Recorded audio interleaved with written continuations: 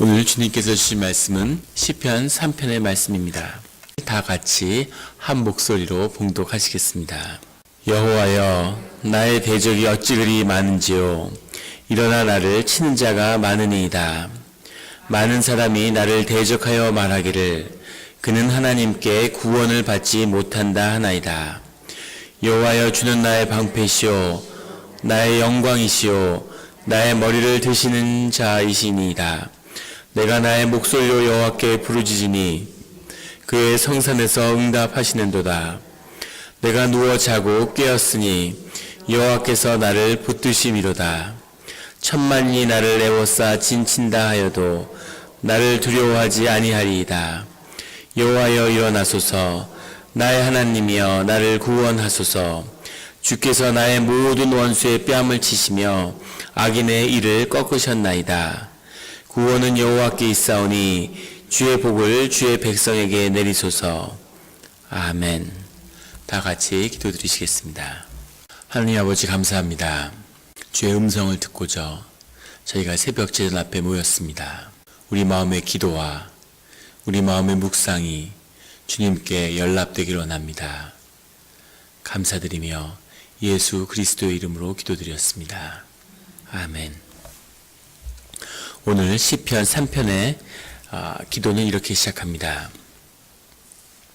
여호와여, 나의 대적이 어찌 그리 많은지요. 일어나 나를 치는 자가 많으니이다. 이 시편의 기자 다윗은 삶에 아주 어려운 지경에 처해 있다는 것을 우리는 볼 수 있습니다. 대적이 어찌 그리 많은지 그 숫자가 많으니이다, 이렇게 고백합니다. 2절에도 많은 사람이 나를 대적하여 말하기를, 나를 대적하는 자가 많고 많은 사람이 나를 대적한다. 다윗이 많은 위기 가운데 있는데 많은 시편을 해석하는 성서학자들은 압살롬에게 쫓기던 다윗이 이 시를 썼을 것이라고 그렇게 추측합니다. 그 이유는 그의 삶 가운데 가장 큰 위기, 가장 많은 사람에게 배척당했던 그 아팠던 시기가 바로 그때이기 때문입니다. 많은 자가 많은 사람들에게 대적을 받고 어려운 처지에 처해 있는데, 이절에 그 사람들이 나를 대적해서 뭐라고 말하냐면 하나님께 구원을 받지 못한다 하나이다. 이 다윗을 핍박하는 자들도 주님을 알고 주님께 기도하는 자들입니다. 다윗은 대적이라고 말했지만 다윗 역시 하나님께 기도하고 있습니다. 누가 주님의 사람이며 누가 주의 그 기도가 연락되는지 알지 못하는 상황 속에서 주님께 기도하는 다윗에게 자신이 핍박받고 자신이 어려움을 겪는 것보다 많은 사람들이 다윗을 일컬어 다윗은 구원받지 못했다, 다윗은 하나님에게 버림받았다, 하나님께 벌을 받는 것이다 라고 이야기하고 있다는 거죠. 그것이 다윗을 더 아프게 하고 이 많은 핍박보다 더 힘들게 하고 있는 겁니다. 그런데 주님이 다윗을 버리신 것이 아니고, 물론 이 다윗의 고난 가운데는 분명 다윗의 용서받지 못할 것 같은 큰 죄가 있죠. 그리고 그것에 대한 징계가 함께하고 있습니다. 하지만 그렇다고 주님이 다윗을 버린 것은 아니라는 것을, 그리고 다윗은 주님을 믿음으로 믿고 있기 때문에 주님을 붙들고 주님께 기도하는 거죠. 부모가 자식을 징계하지만 그렇다고 자식을 버리는 부모는 없죠. 그런 것처럼 하나님 안에서 큰 어려움을 겪고 있지만, 하나님이 주신 어려움이라서 더 아프지만은, 하지만 여전히 다윗은 하나님을 붙들고 하나님께 기도하고 있습니다. 어떤 어려움 가운데서도 주님을 놓치지 않는 그런 성도님들이 되시기를 예수 그리스도의 이름으로 축원합니다. 3절에 여호와여, 주는 나의 방패시오 나의 영광이시오 나의 머리를 드시는 자신이다. 그 어려움 가운데 다윗은 주님께 기도하면서 여호와여, 나의 하나님이라는 그 고백이죠. 나의 하나님이여, 주는 나를 지키시는 방패시오 나의 구원의 방패가 되신다는 겁니다. 나의 영광이시오 나의 머리를 드시는 자이다. 나를 구하고 나를 다시 회복시키시며 나를 세상에 세울 수 있는 분은 주님밖에 없습니다. 주님, 나를 구원하여 주십시오 라고 하는 그 고백을 주님께 드리고 있는 것이죠. 나의 고난도 주님이 허락하셨기 때문에 이렇게 온 것인 것처럼 이 고난에서 나를 풀어주실 분도 주님밖에 없습니다. 라고 하는 고백을 주님께 드리고 있습니다. 4절에 내가 나의 목소리로 여호와께 부르짖으니 그의 성산에서 응답하시는도다. 나의 목소리로 여호와께 부르짖었다는 얘기는 정말 내 삶 속에서 나의 심령 가운데서 내가 주님께 나아가서 주님께 부르짖어 기도했다는 거죠. 나의 목소리로, 내 기도로, 새 노래로, 내 삶으로 주님께 나아갔다는 겁니다. 우리가 주님에 대해서 많은 이야기를 하고 주님께 기도하는데 내 기도가 아닌 경우가 많죠. 내 삶 속에서 나의 목소리로 주님께 기도드리는 것이 중요합니다. 교회 다니면서 교회 생활에 익숙해지고 성경 말씀에 익숙해지고 늘 듣는 기도, 대표 기도를 들으면서 기도는 저렇게 하는구나 하고 기도를 배운 거죠. 익숙한 기도를 주님께 드리는 겁니다. 교회를 위해서 기도하고 가난한 자들 위해서 기도하고 선교사들 위해서 기도하고 그런데 그것이 나의 기도가 아닌 거죠. 기도가 삶에서 떠 있는 겁니다. 나의 진실한 나의 심령 가운데서 절실한 기도, 그 기도의 내용이 무엇이든 간에 나의 목소리로 주님께 기도드리는 것, 이것이 중요한 건데 오늘 다윗은 내가 나의 목소리를 여호와께 부르짖었다고 진실함으로 삶의 고난 가운데, 늘 고난 가운데 주님이 함께 하시는 것은 고난 가운데 우리가 정직해지고 고난 가운데 우리의 삶에 진실해지기 때문이죠. 몸이 아픈데 고쳐달라는 기도, 사업이 너무너무 어려워서 그것을 좀 하나님이 돌봐달라고 돌아봐달라고 하는 그런 기도, 자녀의 문제를 향한 기도, 이런 절실한 기도에서 그 기도가 시작되어서 세상을 구원하고 우리가 선교를 위한 비전을 구하고 주님께 헌신되는 교회가 되고 그런 기도로 나아가는 거죠. 그 무슨 기도이든지 그 기도가 나의 목소리로 나의 기도가 되는 것, 그것이 중요하다는 것을 시편의 기자는 오늘 우리에게 보여주고 있습니다. 오늘 새벽 이 제단에 그 어떤 기도도 나의 목소리로 주님께 부르짖는 그런 기도를 올리는 성도님들이 되시기를 주의 이름으로 축원합니다. 그렇게 여호와께 부르짖으니까 그가 성산에서 시온의 산에서 성전에서 응답하시는도다. 성전을 버리고 지금 도망하고 있는 중이죠. 그렇지만 주님이 그 성전 가운데서 나의 기도에 응답하여 주셨다라고 하는 그런 고백입니다. 옆에 셀라라고 하는 것은 이 모든 시편의 노래는 찬송이죠. 성전에서 불렀던 찬송가입니다. 그 가사를 우리가 읽고 있는 거죠. 그래서 이 셀라는 지휘자들이 그 음악을 연주하면서 주었던 신호였다고 그래요. 이 박자와 같은 거죠. 그 자체가 가지는 의미는 아니라고 그렇게 알려져 있습니다. 5절에 내가 누워 자고 깨었으니 여호와께서 나를 붙드심이로다. 여호와께 붙들리고 여호와가 나를 붙들어 주시기 때문에 내가 누워서 자고 깨었다는 거죠. 주님에게 모든 것을 맡기고 편안히 잠들 수 있었다는 겁니다. 요단강가에 몰려서 이제 죽느냐 사느냐 잠을 잘 수가 없었겠죠. 그 참담함, 어떤 상황이 벌어지는지 이루 말할 수 없는 그런 상황인데 그런 상황에서 주님이 내 마음을 위로하시고 나를 붙들어 주시니까 내가 주님을 믿고 잠을 잘 수 있었다는 겁니다. 제가 예전에 수도원에 한 6개월 있은 적이 있는데 그때 같이 이제 수도원에 들어와 있었던 형제 중에 나이는 저보다 훨씬 위신데 불면증을 앓고 있는 분을 저희 앞방에 사셔가지고 같이 이제 교제를 하면서 살았는데 불면증이라는 게 얼마나 무서운 건지를 그때 봤어요. 잠을 못 자는 겁니다. 그래서 뭐 새벽에 아침에 햇볕을 받으면서 산책을 하고 하루 종일 고되게 밭일을 하고 그런데 잠을 못 자는 거죠. 더 고통스럽고 힘들고 그걸 보면서 잠을 잘 수 있다는 것이 얼마나 큰 축복인지 그런 것을 봤습니다. 하나님께 모든 것을 맡기지 않으면 내가 내 삶을 심려하고 내가 내 삶을 염려하면 잠을 잘 수 없는 거죠. 내 의식이 잠들지 못하는 거죠. 우리 예전에 몽고메리 원수의 이야기를 한번 나눈 적이 있죠. 영국의 2차 대전을 승리로 이끈 전쟁 영웅인데 전쟁의 중요한 고비마다 들어가 잤다고 하는 고백을 그 뒷날 사람들은 뭔가 위대한 전략가고 엄청난 지략을 펼칠 줄 알았는데 그 비밀은 상승장군이라고 그러죠. 단 한 번도 패하지 않은 그 비밀은 아주 단순한 기도하고 그냥 자는 것이었다고 그런 고백을 훗날 은퇴하고 그런 고백을 하게 됩니다. 주님을 믿고 주님이 모든 일을 다스려 주시겠지 하고 주님께 내어드리고 올려드리고 자는 거죠. 사업이 안 되는데 이걸 어떻게 할까? 이걸 밤에 근심하고 애가 공부를 열심히 안 하는데 어떡할까? 애가 결혼을 안 하는데 어떡할까? 이런 걸 계속 심려하다 보면은 잠을 잔다고 자지만 깊은 잠을 못 자는 거죠.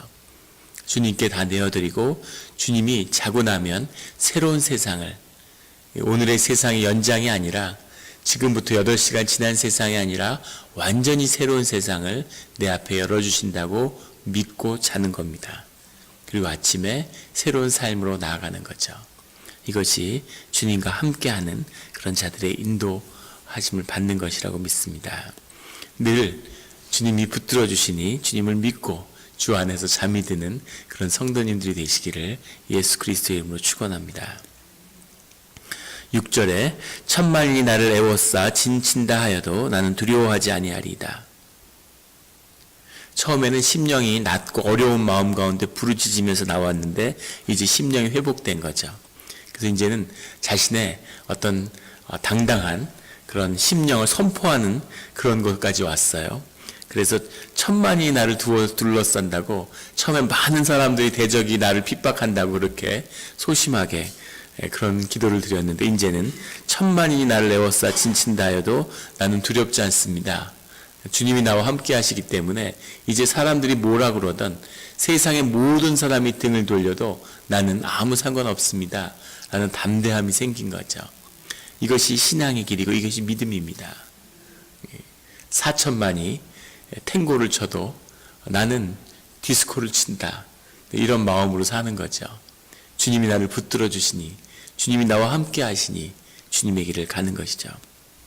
7절에 여호와여 일어나소서 나의 하나님이여 나를 구원하소서 주께서 나의 모든 원수의 뺨을 치시며 악인의 일을 꺾으셨나이다.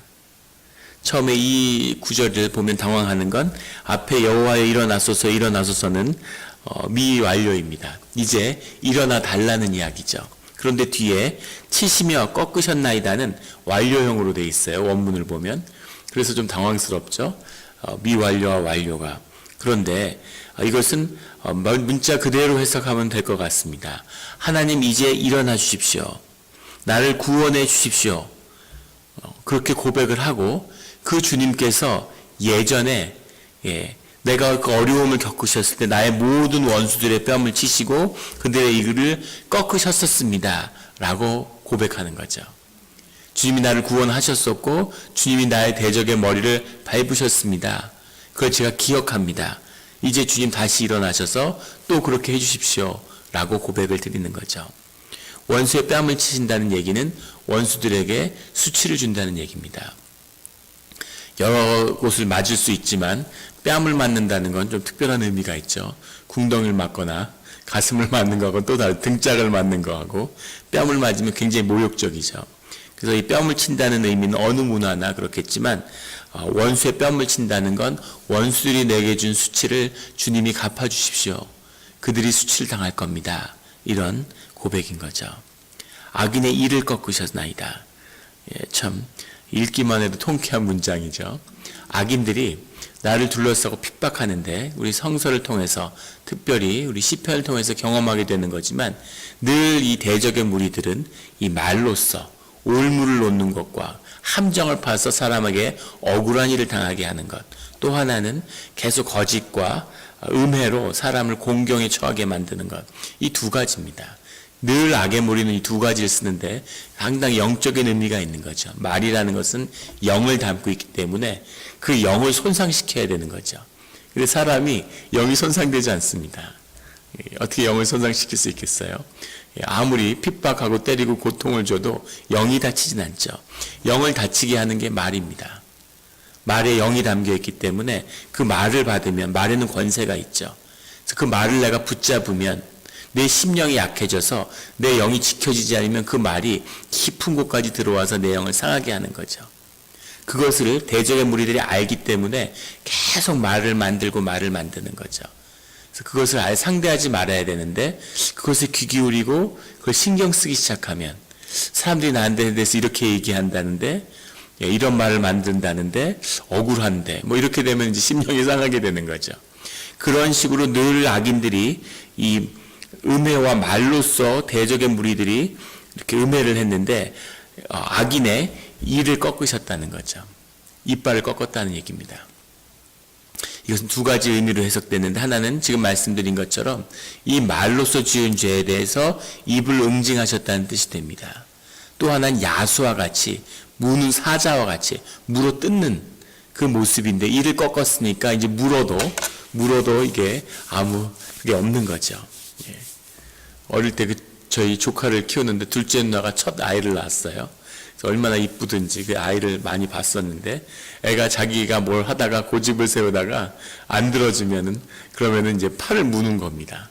근데 이제 애가 무는 거니까 그렇게 아프진 않죠. 그래서 무는 걸 이렇게 보는데 있는 힘을 향해서 물어요. 근데 이가 없으니까 아무리 세게 물어도 이제 별 그게 힘이 없는 거죠. 그런 것처럼 이를 꺾으셨기 때문에 물어 뜯어도 해가 없는 겁니다. 이를 꺾으신다는 거죠. 그 입을 징계하신다는 거죠. 악인들은 늘 의인들을 세상 앞에 부끄럽게 만들려고 수치를 주려고 하는 거죠. 그런데 결국은 그들이 주 안에서 수치를 겪게 된다고 하는 겁니다. 이것이 그 끝이라는 것을 다윗은 경험 속에서 이미 알고 있고 또 주님에게 그 역사를 의뢰하는 거죠. 늘 어떤 핍박 가운데 있더라도 주님께 의지하기 때문에 주님이 그 괴계에 보응하는 그 주님을 만나시기를 예수 그리스도의 이름으로 축원합니다. 8절에 구원은 여호와께 있사오니 주의 복을 주의 백성에게 내리소서. 마지막 고백은 모든 구원이 여호와 하나님께 있습니다. 나의 하나님께 있습니다. 주의 복을 주의 백성에게 내리소서.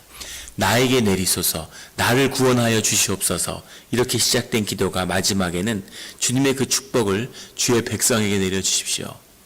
내가 주의 백성이라고 하는 확신과 내가 주님의 편에 서 있다고 하는 그 고백 가운데 모든 주를 믿는 자들이 주님의 복을 누리게 해주십시오 라고 하는 그런 심령으로 회복된 거죠.